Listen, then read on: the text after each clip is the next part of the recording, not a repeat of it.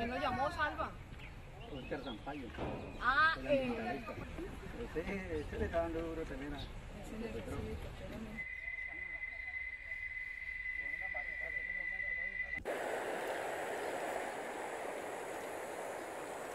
Querían que no.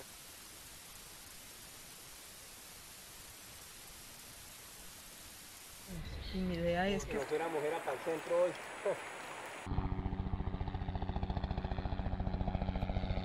Derecha. Ah, que adelantico ya, mano. no, nosotros llegamos a la casa. Allá llega el pozo. Ahí hay.